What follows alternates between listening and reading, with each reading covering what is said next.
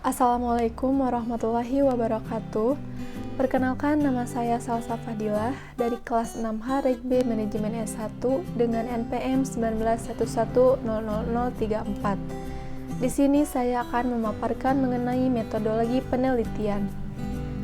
Apa keterkaitan antara ilmu pengetahuan dan metode penelitian, serta perbedaan prinsip metode dan metodologi. Ilmu pengetahuan mempunyai hubungan erat dengan metode penelitian. Ilmu pengetahuan dapat maju dan berkembang karena adanya penelitian. Sedangkan cara-cara penelitian dapat berkembang karena adanya ilmu pengetahuan. Nah, sedangkan metode adalah prosedur atau teknik langkah melakukan sesuatu.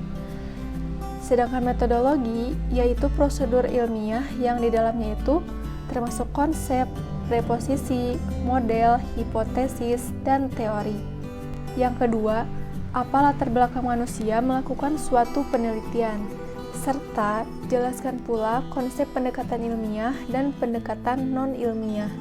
Adapun latar belakang manusia melakukan suatu penelitian, yaitu sebab-sebab orang melakukan penelitian adalah untuk memenuhi rasa ingin tahu atau penasaran terhadap suatu gejala atau peristiwa untuk memecahkan masalah secara ilmiah dan dapat diterima dengan logika kemanusiaan. Adapun konsep pendekatan ilmiah yaitu berpikir kritis dan aktif dalam memecahkan suatu masalah yang sedang diteliti. Sedangkan konsep non-ilmiah yaitu kegiatan manusia dalam usaha mencari ilmu pengetahuan dan mencari kebenaran, terutama sebelum ditemukannya metode ilmiah. Dilakukan berbagai cara, misalnya menggunakan akal sehat. 3. Apa itu ilmu pengetahuan? Dan apa itu ciri-ciri ilmu pengetahuan? Ilmu pengetahuan adalah suatu proses pembentukan pengetahuan yang terus-menerus sampai menjelaskan suatu fenomena yang bersumber dari wahyu, hati, dan semesta sehingga dapat dikaji secara kritis dengan tujuan dapat memahami hakikat. Adapun ciri-ciri dari ilmu pengetahuan, yaitu yang pertama ada empiris. Ciri ilmu pengetahuan diperoleh lewat proses pengamatan, penelitian, dan percobaan terlebih dahulu. Dari proses banyak itulah yang akhirnya melahirkan pengetahuan. Kemudian yang kedua yaitu ada sistematis. Dikatakan sistematis karena ilmu yang sudah ditemukan kebenarannya perlu disebarluaskan. Karena tidak semua orang awam tahu maksud dari penelitian atau penemu ilmu pengetahuan tersebut. Maka dari segi penyampaian atau penyebarluasan ilmu pengetahuan harus disusun secara sistematis. Yang ketiga yaitu objektif. Maksud objektif tidak memihak. Adapun manfaat objektif yaitu menghilangkan prasangka atau penilaian negatif terhadap orang lain. Yang keempat yaitu analitis. Disampaikan secara rinci, kritis, dan menyeluruh.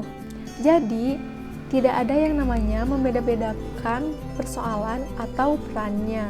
Yang kelima yaitu verifikatif. Atau ilmu pengetahuan harus sudah melalui pengujian berkali-kali.